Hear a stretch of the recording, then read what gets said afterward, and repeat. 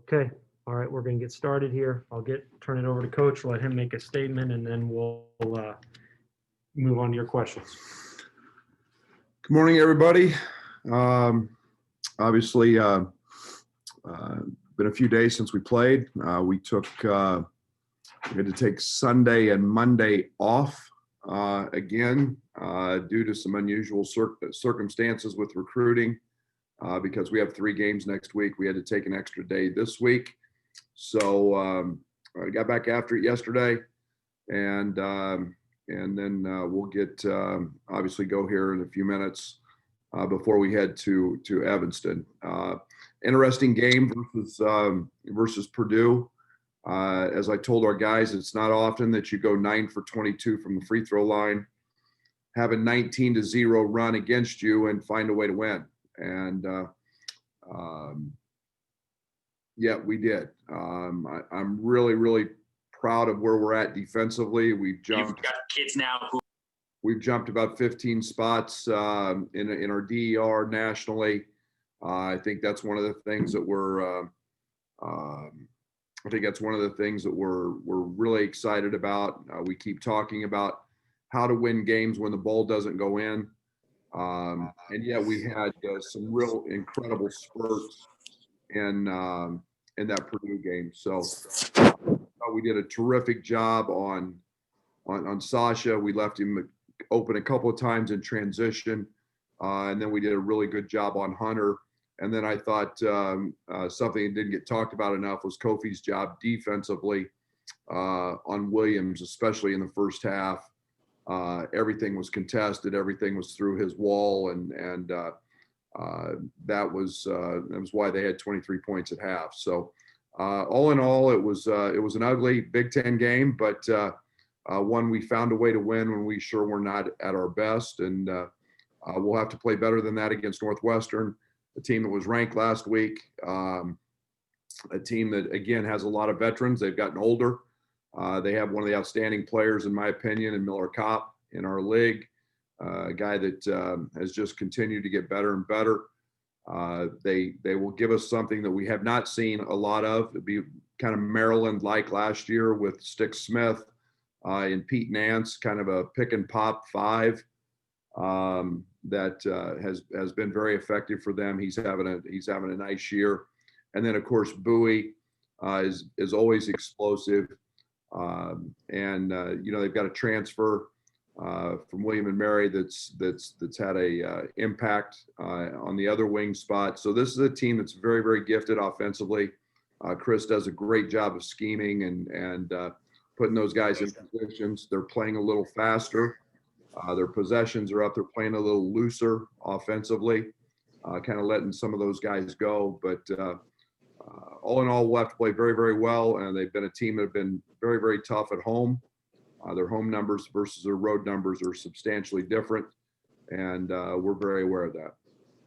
Okay, we'll get started with our questions. Please reminder that you're muted if you are not the one asking a question. Thank you.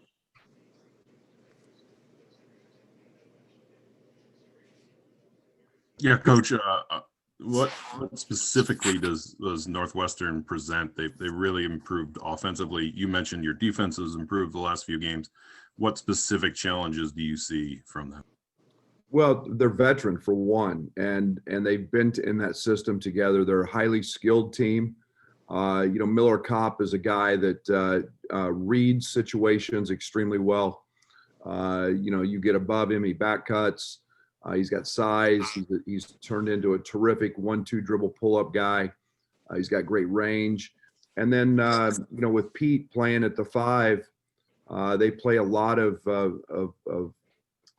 screen, rescreen action where he can just pop and hand off with Bowie. You have to respect Bowie because he's a very capable and deep 3-point shooter. So they stress you at all 5 spots because they can score at all 5 spots. Barnes is another guy that, again, was fighting a little ankle injury, came back in the second half of the Michigan game, got cooking from 3. We know he hurt us last year. So they can shoot it from all 5 spots, and that becomes a little tougher guard. Did you learn anything from what Michigan showed of how they shut down that offense? Yeah, I mean, Michigan's a little bit different than us in terms of their size. Wagner being 6'9" and uh, can guard multiple positions at that size. But I think we are who we are. We've been pretty simple, but schematically, we've got a few things that we'll try, and we there's some things we can't do that Michigan did. Thanks. Brad, I think it's a little bit alarming for the team that you just played to be involved in a COVID postponement. I assume so far all of you guys are testing negative. Everything's good. Yeah, correct. And overall health of the team, how has Ben been practicing? And if we've heard anything about Tyler recently, I missed it. No, Tyler got cleared right after the Indiana game, and he had been in practice leading up. He had just had a kind of a 2-week workup to get ready for games. Ben is back in practice as well, so he's been doing great. Again, just kind of getting his feet wet back into the everyday routine of practice, playing back into game shape, and so both those guys have been in practice and have been doing great. And because we saw Coleman, but not Jake last game, would you give us an update on how the Coleman, Ben, Jake? I don't know. I think, Rob, I'm just going to flip a coin and see which one I like, going before. Heads will be Coleman, tails will be Jake. They've both been practicing great. And I think one of the things that we're really contemplating is Jake gives us some nice luxury being able to really slide over at the 3. Coleman's a little more comfortable at the 4. We kind of had to sort through that a little bit, his comfort zone. Coleman will eventually play a lot of small forward for us at different times, but so we're Jake's getting a lot more reps at the 3 right now than he is kind of at that 4 spot. All right, thanks. Hey, Brad, the free throws you mentioned, I know every team shoots a million of them in practice. Is it a mental thing for free throws at any level? Yeah, it's just like going 24 for 28 one game. It's not a.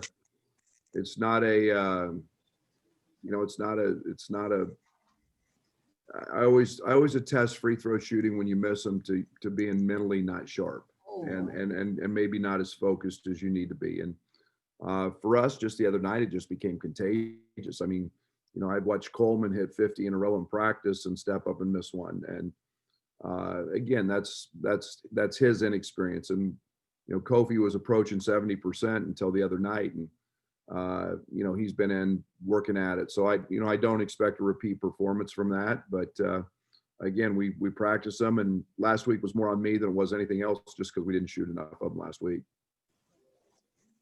The first net rankings are out, number 4. What does that mean to you? I know it's not the same as a media AP ranking, but it's early in the process too. No, I think we always pay attention as coaches to the net because there's so many analytics involved in that. And then there's every factor. I mean, from Ken Palm to the rankings to everything else. And, I think it rewarded us for our strength of schedule. I think it's,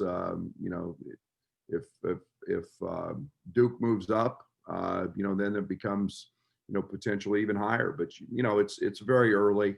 I like where we're at there. I'd rather be there than just about any place else. There are only 3 other spots I'd rather be. So, but it's a good place because it's what actually the selection committee uses and in terms of evaluation. And you saw how drastic some differences are between that and the polls. Thanks a lot. Brad, your last 2 games have been, different, maybe style-wise than your first 3 in Big Ten play. Just how important has it been to see maybe different styles like that, and in both cases find ways to win games? Yeah, Scott, I think every opponent has a different scheme, a different style of play. We've happened to just face 2 that I think are as good defensively as any teams in the country, and in Indiana and Purdue, and what they do is very effective. You got a team in Purdue who is one of the slowest paces in the country, So, they play with a different style. So you've got to be able to adapt. You've got to be able to win different ways. Whether it's scoring 90 or whether it's scoring 60. And again, I think that all stems back and gets tied to our defense and gets tied to our rebounding, and those things can carry you a long ways. I guess as it applies to your guys, just what does it take for a team to be able to maybe shift gears from those kind of high octane, high scoring Big Ten games you had to maybe knowing Purdue's got to slow it down as much as possible and still be effective and efficient? Yeah, I think you prepare for the 2 days leading up, or the day leading up, the 2 days, and so you get a mind frame of what that game's going to be about.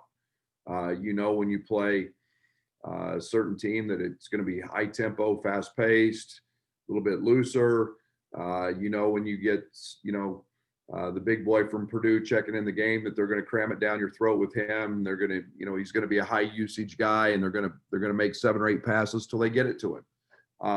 Those are all things that scouting report helps prepare our guys mentally for what's coming. Hey, Brad, the announcement that the entire NCAA tournament will be in Indiana, your reaction to that, is that potentially a benefit for you think? I don't know if it's I think it's a benefit for everybody. I think it's awesome. I think Dan Gavitt and his staff and his people, I think it's great foresight. I think it's Indianapolis is a city that's proven that it can host major events like this, and then to really in a pretty quick fashion get it put together at other sites, so teams aren't having to travel crisscross the country. We're talking about safety. I think it's brilliant. I think they're to be commended for doing that. Whether it helps us or not, it's close. I like that part of it, but that'll still be to be determined, as if there's fans, if what all that picture looks like as we continue to go here in the next couple months. Thank you. Hey, Coach, good morning. I know you don't always like to compare players all the time, but Io and Adam kind of have similar stories coming into their freshman seasons, and each kind of had their freshman struggles, I guess you could say. How have you kind of seen Io maybe mentor Adam through some of the freshman growing pains that he's had in the last couple of weeks? Yeah, it's been great. It's been awesome. Not only are they close because they were teammates in high school, but what they're going through is really normal. You're exceptional if you're not going through that, and you're put into a situation where a lot is expected, and Io, through past experience, has been able to help him through that and tell him what's coming and tell him what he went through, what helped him get through it. Io wasn't that fortunate, didn't have that experience, and kind of had to ride the rails a little longer, but those two are really close. They work out together a lot. That's a great tool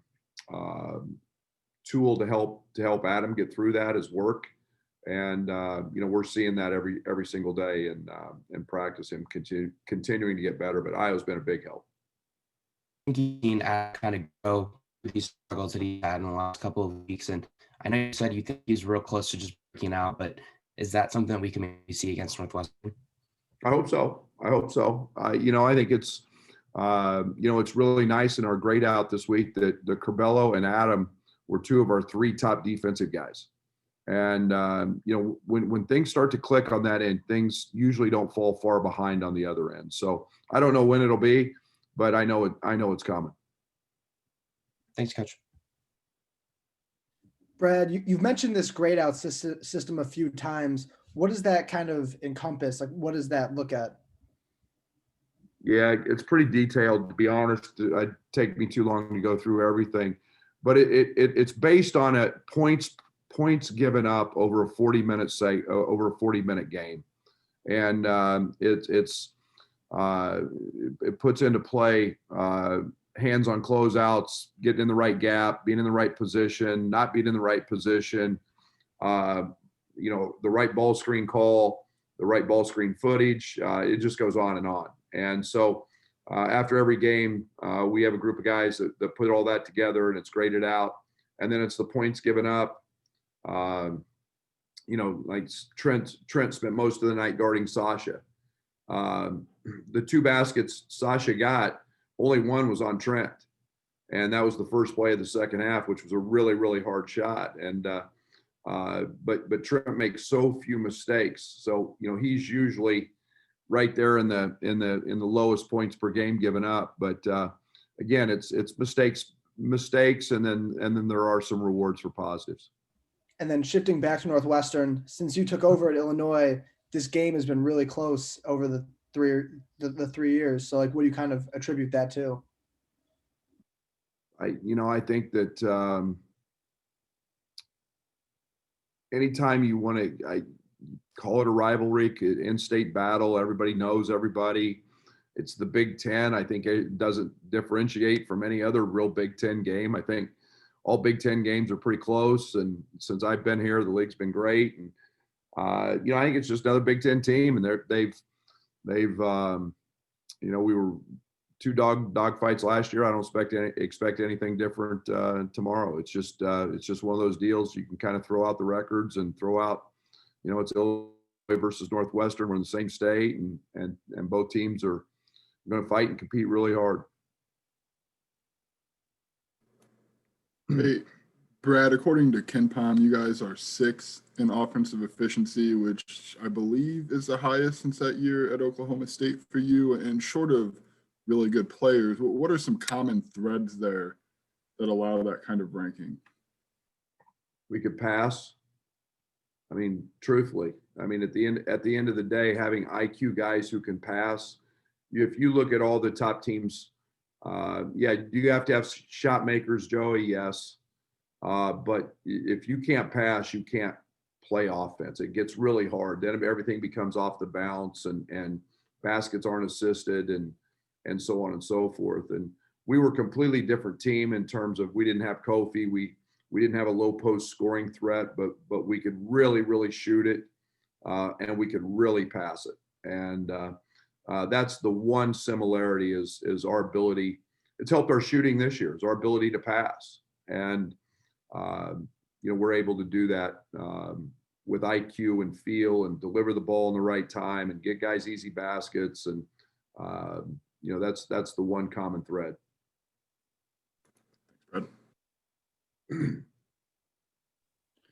And Coach, leading up to the Purdue game, Coleman hadn't gotten a whole lot of minutes. You had mentioned that he was practicing really well. Have you seen him respond to success? And that was the first time he had made a shot in a game since the season opener. Yeah, he's been good. He's been good. Again, we had 2 days off, but he was really good yesterday. He was active. Coleman has natural instincts, and if you remember, he got beat on a play and then recovered and blocked a shot right at the start of the game. He gets an offensive rebound. That's because of effort and instinct. And he got the ball. He got the offensive rebound over the big kid. So it's little things like that. And then when you see your first shot go in, that just kind of gives you the weights off your back a little bit. And he was really good yesterday in practice. I expect him to keep growing with confidence and playing great. This is normally a road trip night before. Maybe you pop into Morgan Park, Whitney Young, Stevenson. Not able to do that, obviously, over the weekend, a home game. You're not able to host recruits. What's in-season recruiting like for you and your staff right now? A lot of Zooms, Derek. It's so different. It's really unprecedented. And you still check the portal every day. You're dialed into recruits. You're watching games, the grind session games coming up, and high school games online, and it's just different that way. And so I really, really miss the person-to-person contact, but everybody's got the same issues. So we do Zooms, and that's the way we communicate today. One more real quick. For those that aren't playing, is it hard to evaluate or know when maybe you'll get to see some other guys again? Yeah, No question. No question. I mean, it's the unknown. You know, it's the elephant. You know, when are we gonna see you again? When are we gonna go to, you know, we're gonna have a spring recruiting, we're gonna have a summer recruiting. What's it gonna look like? You know, when are we gonna bring kids to campus? I don't know. Thanks, Coach. Brett, I kind of had a follow up to the questions I'd asked you. Do you have a preference for style, or is there the team, are they more comfortable one way or the other? One that allows us to score one more point than our opponent. Style's something that we can try to influence, and we do because of our running. So teams have to adjust to that, you know, and if you look at our last two opponents, they've sent 3 or 4 guys back to try to stop us in transition. So we force some things ourselves, but we can't do that at the expense of trying to be really sloppy. And, you know, we had 18 points under 20 seconds against Purdue. You know, that's a pretty good number where, you know, in the Duke game, we had 34. You know, Minnesota game, we had 33. So, you know, sometimes we can force it, sometimes we can't. But we've got to be able to settle in and play how we need to play, especially on the defensive side to sustain winning. Thank you. Hey, Brett, I also Questions here. you talked about passing. Obviously, Andre is a really, really good passer, but it's got to be more than that. Is it guys comfortable in the offense, know where the shots are, know, you know, where to zip that ball around to get the best shots? I mean, I feel like maybe all of that comes into play.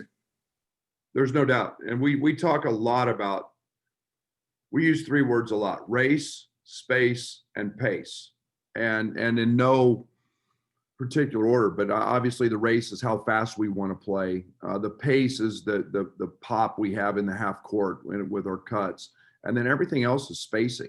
And, you know, and spacing is knowing where guys are at and creating the right distance away and making coverages hard and making tags hard on Kofi and making those reads. And again, that's our guys are more comfortable doing that. We've prepared, I think, for every situation. Gent does a great job with our guards in terms of practicing all those situations every day. We're going to see a hard hedge. Here's where the tag's coming from. Here's where we've got to hit the shake or the throwback, all those things. And there's no doubt preparation helps a great deal in teams understanding where to go with the ball. Okay, this is the last question. Brad, regarding the portal, I suppose you can't name names. Have there been any recent additions that you've been in touch with? Good question, Rob. One I can't answer. Congratulations. Thank you. I appreciate you. I'll wrap us up today. For those that are going to join after practice, I put an estimated time for IO. Well, I'm going to open that up a little early in case I estimated too late. So call him around like 3:15-ish, and if we have to wait a little bit, we will, or we'll go right away. Thank you. What time did you say, Derek?